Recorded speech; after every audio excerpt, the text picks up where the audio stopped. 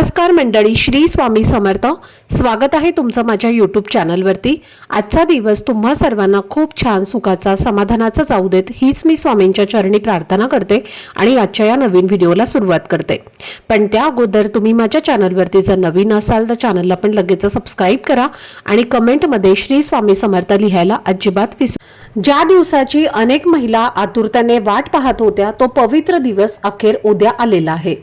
उद्या 29 जून वार सोमवार आणि या दिवशी वटपौर्णिमा साजरी केली जाणार आहे.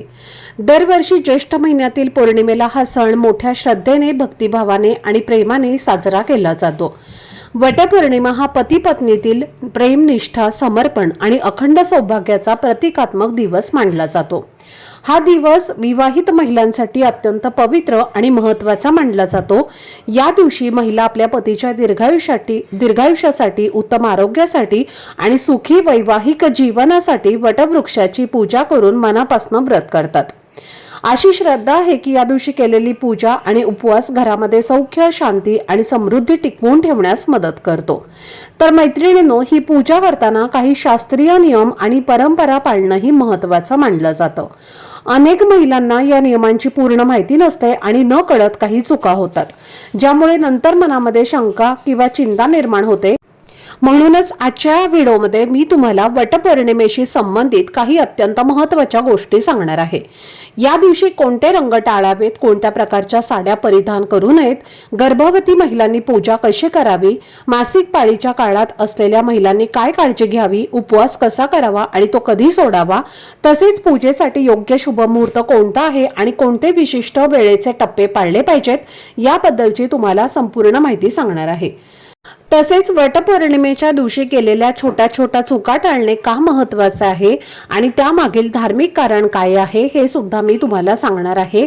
म्हणूनच या वटपौर्णिमेला पाळायचे असलेले 9 महत्त्वाचे नियम कोणते आहेत, ते कसे पाळायचे आणि त्यामागील धार्मिक अर्थ काय आहे याची संपूर्ण माहिती मी आजच्या व्हिडिओमध्ये तुमच्यासोबत शेअर करणार आहे. त्यामुळे व्हिडिओ हा स्किप न करता शेवटपर्यंत नक्की पहा, जेणेकरून तुमच्यापर्यंत योग्य ती माहिती पोहोचेल. आणि तुम्ही माझ्या चॅनलवरती जर नवीन असाल तर चॅनलला पण लगेच सबस्क्राईब करा आणि बेल आयकॉनला सुद्धा प्रेस करा, म्हणजे मी जेव्हा कधीही नवीन व्हिडिओज अपलोड करेन त्याचं नोटिफिकेशन सर्वात आधी तुम्हाला मिळेल आणि तुमचा एकही व्हिडिओ हा मिस होणार नाही. तसेच व्हिडिओला एक हाईप देखील द्या. वटपौर्णिमा म्हणजे केवळ एक सण नाही, तर तो वैवाहिक नात्यातील विश्वास, परस्पर आदर, संयम आणि एकमेकांच्या प्रती असलेली अखंड निष्ठा जपण्याचा पवित्र दिवस मानला जातो. या दिवसामागे सती सावित्री आणि सत्यवान यांची अत्यंत प्रेरणादायी कथा सांगितली जाते, जिथे सावित्रीने आपल्या बुद्धिमत्तेच्या जोरावर, धैर्याने आणि अढळ निश्चयाने यमराजांना प्रसन्न करून आपले पतीचे प्राण परत मिळवले आणि म्हणूनच हा दिवस पती पत्नीतील प्रेम, समर्पण आणि निष्ठेचे जिवंत प्रतीक म्हणून साजरा केला जातो. वटपौर्णिमेला वडाचे झाड हे दीर्घायुष्य, स्थैर्य आणि अखंड जीवन शक्तीचे प्रतीक मानले जाते. म्हणूनच अनेक महिला या दिवशी वटवृक्षाची मनोभावे पूजा करतात, त्याला प्रदक्षिणा घालतात, दोरा बांधतात आणि आपल्या कुटुंबाच्या सुख, शांती आणि समृद्धीसाठी प्रार्थना करतात. अशी श्रद्धा आहे की या दिवशी केलेली प्रार्थना अधिक फलदायी ठरते आणि घरामध्ये सकारात्मक ऊर्जा टिकून राहते. वैदिक पंचांगानुसार यंदाची वटपौर्णिमा उदय तिथीनुसार 29 जून म्हणजे सोमवारी साजरी केली जाणार आहे आणि या पौर्णिमेचा प्रारंभ 29 जून रोजी पहाटे सुमारे 3:03 होणार आहे आणि पौर्णिमा तिथीचा समारोप 30 जून रोजी पहाटे 5:27 होईल, अशी नोंद आहे. त्यामुळे शास्त्रानुसार यावर्षी पूजेसाठी 29 जून रोजी सकाळी 6:30 ते दुपारी 12:30 पर्यंतचा काळ अत्यंत शुभ मानला जातो. या वेळेत वटपौर्णिमेची पूजा करणे सर्वात उत्तम आणि फलदायी मानले जाते. मात्र या शुभ काळामध्ये एक महत्त्वाचा भाग राहू काळाचा येतो, जो सकाळी साधारण 7:30 ते 9 वाजेपर्यंत आहे. तर हा साधारण 1.5 तासाचा काळ काही परंपरानुसार अशुभ मानला जातो आणि त्यामुळे या वेळेत कोणतेही धार्मिक कार्य किंवा पूजा करणं टाळलं जातं असं सांगितलं जातं. म्हणून हा राहू काळ वगळून तुम्ही सकाळच्या उर्वरित शुभ वेळेमध्ये किंवा दुपारी 12:30 वाजेपर्यंत श्रद्धेने पूजा करू शकता. त्याचप्रमाणे धार्मिक मान्यतेनुसार दुपारी सुमारे 12:30 ते दुपारी 2:30 वटवृक्षाची पूजा किंवा त्याला स्पर्श करणं टाळावं असं सुद्धा सांगितलं जातं. कारण हा काळ पूजा विधीसाठी योग्य मानला जात नाही. त्यामुळे महिलांनी या वेळेत पूजा टाळून उर्वरित शुभ काळामध्येच आपली पूजा विधी पूर्ण करणं अधिक योग्य मानलं जातं.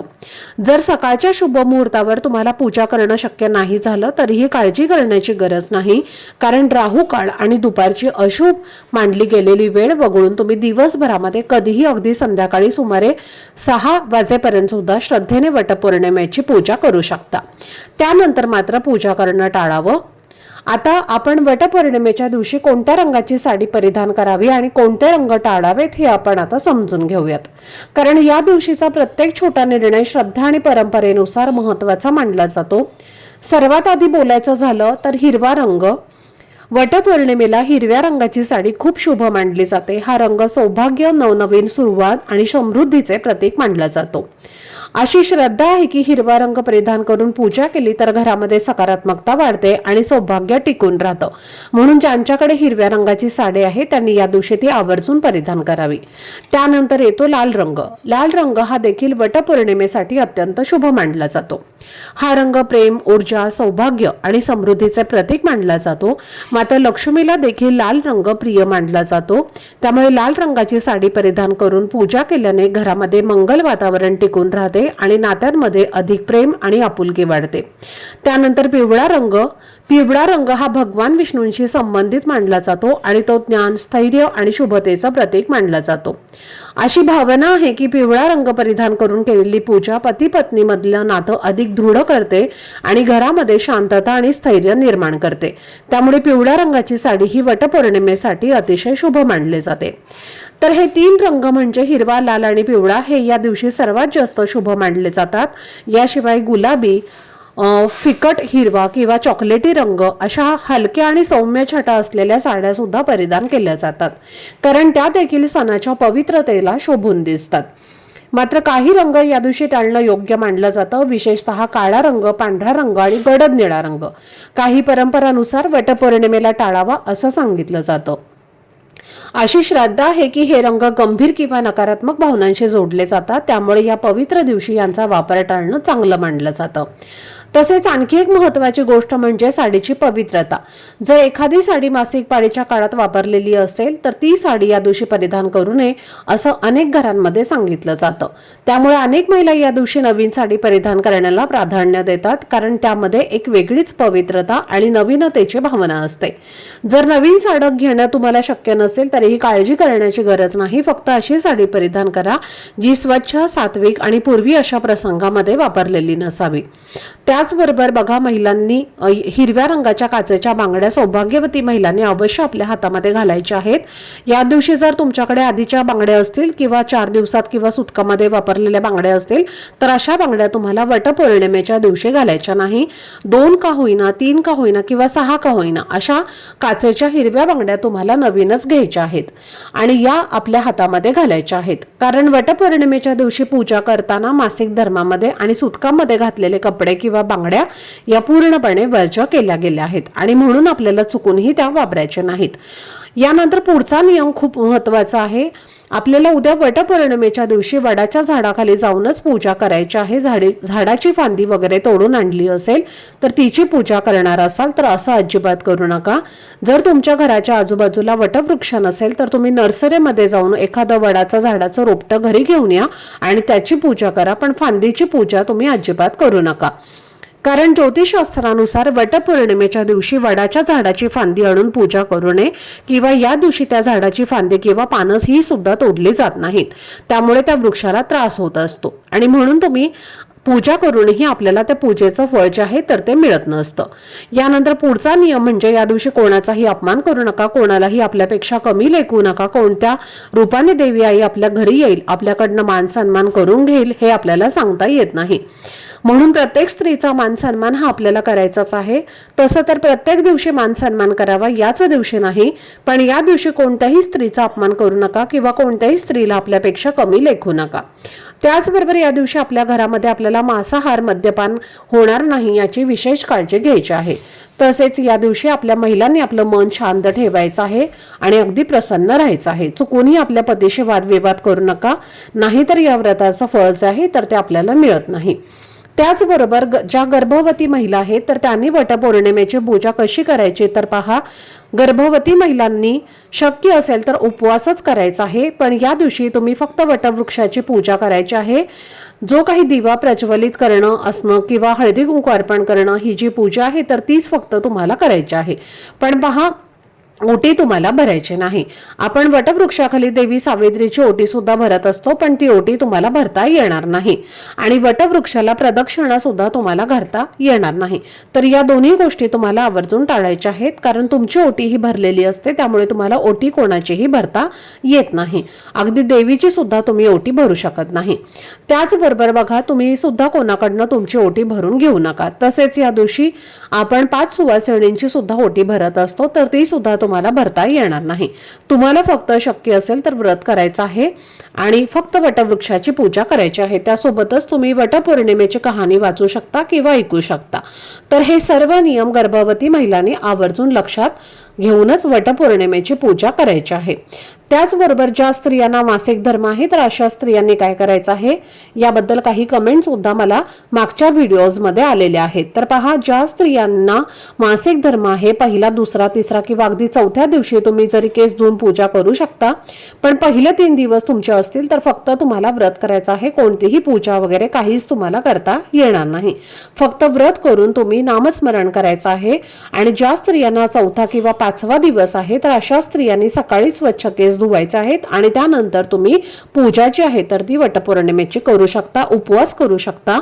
त्याचबरोबर पहा, जेव्हा तुम्ही या दिवशी 5 सुवासिनींची ओटी भरणार आहे तेव्हा ओटी भरताना तुम्हाला गहूच घ्यायचे आहेत, तांदूळ घ्यायचे नाहीत. ही बऱ्याच स्त्रिया तांदूळ सुद्धा घेत असतात, तर तसं तांदळाने ओटी सुद्धा भरली जाते. पण वटपौर्णिमेला जर आपण सुवासिनी स्त्रीची ओटी गव्हाने भरली तर ते जास्त शुभ मानलं जातं, कारण गहू जे असतात तर ते सुख समृद्धी ऐश्वर्याचं प्रतीक आहेत आणि म्हणून आपण जर गव्हाने एखाद्या स्त्रीची ओटी भरली तर ते जास्त शुभ मानलं जातं. त्यामुळे आपल्या घरात सोन्यासारखे दिवस येतात. आणि ओटी भरताना शक्य असेल तर त्या गव्हासोबत एक आंबा सुद्धा तुम्हाला द्यायचा. आणि आंबा देताना त्याला तुम्ही जो लाल पिवळ्या रंगाचा कलाव्याचा धागा असतो म्हणजे रक्षासूत्र असतो तर तो गुंडाळून जर त्याने ओटी भरली तर ते जास्त शुभ मानलं जातं. त्याचबरोबर ही एक शेवटची महत्त्वाची गोष्ट तुम्हाला ध्यानात ठेवायची आहे. बऱ्याच स्त्रिया काय करतात, 4 जणी मिळून पूजा करायला जातात आणि 4 जणींमध्ये एकच दोऱ्याची गुंडी घेऊन जातात.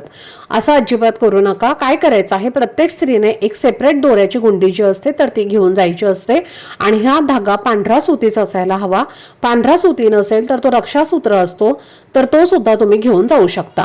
आता वटवृक्षाला 7 प्रदक्षिणा मारताना काय करायचं आहे, 7 प्रदक्षिणा मारून झाल्यानंतर तो धागा तोडायचा नाही.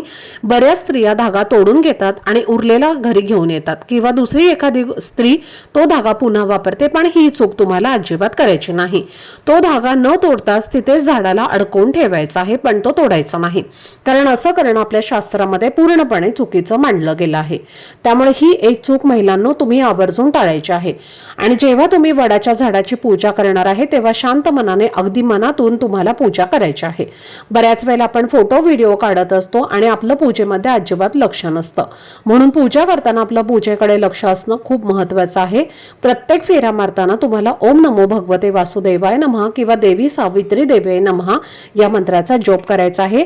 आणि शेवटी आपल्या पतीसाठी प्रार्थना ही नक्की करायची आहे. आपल्या पतीला दीर्घायुष्य मिळू दे, पतीची प्रगती होऊ दे, घरात सुख शांती समृद्धी नांदू दे, ही प्रार्थना प्रत्येक स्त्रीने करायची आहे. तर मैत्रिणींनो, अशा प्रकारे हे वटपौर्णिमेच्या संबंधित काही महत्त्वाचे नियम आणि परंपरा आहेत ज्या श्रद्धेने आणि मनापासून पाळल्या तर या पवित्र दिवसाचं महत्त्व अधिक वाढतं आणि मनाला एक वेगळं समाधान मिळतं. हीच माहिती मला तुमच्यापर्यंत पोहोचवायची होती आणि हा माझा प्रयत्न होता. कारण अनेकदा योग्य माहिती नसल्यामुळे नकळत आपल्याकडनं चुका होतात आणि त्या टाळण्यासाठीच ही छोटीशी मार्गदर्शक माहिती खूप उपयोगी ठरते. तर तुम्हाला हा व्हिडिओ आवडला असेल तर नक्की लाईक करा, तुमच्या मित्रपरिवारासोबत ही माहिती शेअर करा, जेणेकरून त्यांनाही वटपौर्णिमेच्या परंपरा आणि नियमांची योग्य ती माहिती मिळेल. आणि जर तुम्ही आपल्या चॅनलवरती नवीन असाल तर चॅनलला पण सबस्क्राईब करायला विसरू नका, कारण अशाच प्रकारची उपयुक्त आणि धार्मिक माहिती आम्ही नियमितपणे तुमच्यासाठी घेऊन येत असतो. चला तर मग आता इथेच थांबूयात आणि पुन्हा भेटूयात पुन्हा एका नवीन माहितीपूर्ण व्हिडिओमध्ये. तोपर्यंत सर्वांना मनापासून श्री स्वामी समर्थ. धन्यवाद.